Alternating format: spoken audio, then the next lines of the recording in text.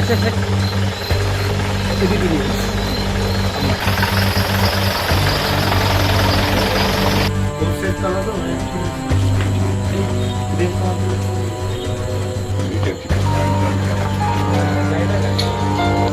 হ্যাঁ দাঁড়াই থাক খোলা থাকবো খোলা থাকবো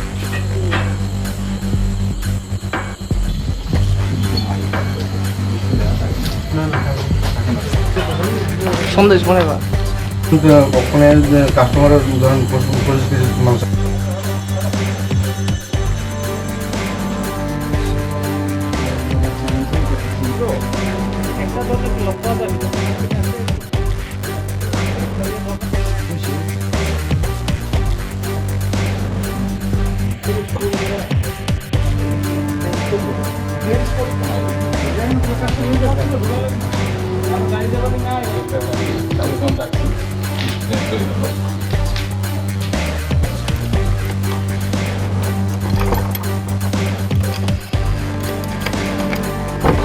সিক্রেট ইনফরমেশনের ভিত্তিতে আমরা এসডিএমের অফিস থেকে তরফ থেকে আমাদের ডিসিএম স্যার দুজন, আমাদের ইন্সপেক্টর এবং আমি এবং পুলিশ আধিকারিকদের সহ আমরা নেতাজিনগর মাস্টারপাড়াতে বাবুল সাহার বাড়িতে রেড করি।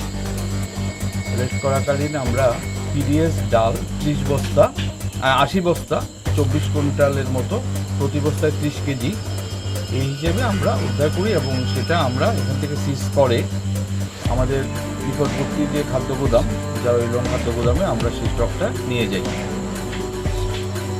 পরবর্তী সময় যেসব এনকোয়ারি এবং আইনানুগ কাগজপত্র করা সেগুলি পরবর্তী পদক্ষেপে করা হবে। মানে বাজার মূল্য কীরকম হবে চালগুলো এই ডালগুলো? আমাদের পিডিএসের এপিএলের ডাল হিসেবে প্রায় 2 লক্ষ টাকার ডাল আছে। আপনারা কি স্যার মানে কি ওনার বাড়ির গোডাউনও কি আপনারা সিজ করেছেন? হ্যাঁ, আমরা আরেকটা গোডাউনে আমরা বেশ ভালো পরিমাণ চাল পাই, বিভিন্ন ব্র্যান্ডেড কোম্পানির এবং লুজ চাল পাই। সেগুলি আমরা ওদের কাছ থেকে পেপারস চাই এবং আমরা পেপার দেওয়ার সাপেক্ষে যে ক্যাশ মেমো বা ইত্যাদি জাতীয় পেপারসগুলি থাকে এগুলি দেওয়ার সাপেক্ষে আমরা গোডাউনটা এখন লক করেছি।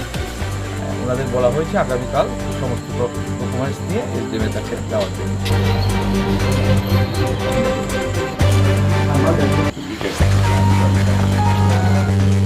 দাঁড়াই থাক সিক্রেট ইনফরমেশনের মাধ্যমে জানতে পারলাম যে নেতাজিনগরের মাস্টারপাড়াতে বাবুল সাহার বাড়িতে কিছু পিডিএস ডাল মজুত করা আছে।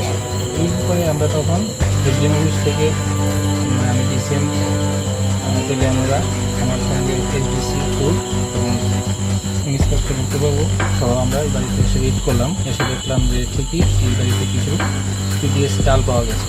প্রায় 80 বস্তা ডাল আমরা সিজ করেছি। প্রতিটি বস্তার মধ্যে প্রায় 30 কেজি করে ডাল আছে এবং এগুলো এখনই আমরা সিজ করে প্রয়োজনীয় কাগজপত্র তৈরি করে আমাদের সরকারি গোডাউনে কিনে রাখবো। আর গোডাউন কি আপনারা কি ইয়ে করছেন? গোডাউনে অন্য বস্তার মধ্যে চাল আছে যেগুলো যারা কাগজপত্র কালকে দেখাবে, তাই আমরা প্রাথমিকভাবে একটা আমরা সিল করে গেছি, তালা দিয়ে লাগিয়ে গেছি। কালকে এগুলো আবার পরীক্ষা নিরীক্ষা করা হবে আর কি। স্যার এই বস্তাগুলোর মধ্যে তো মানে গভর্নমেন্ট অফ ত্রিপুরার মানে লেখা আছে, কি মনে করছেন এগুলো কি সরকারি চাল হতে পারে?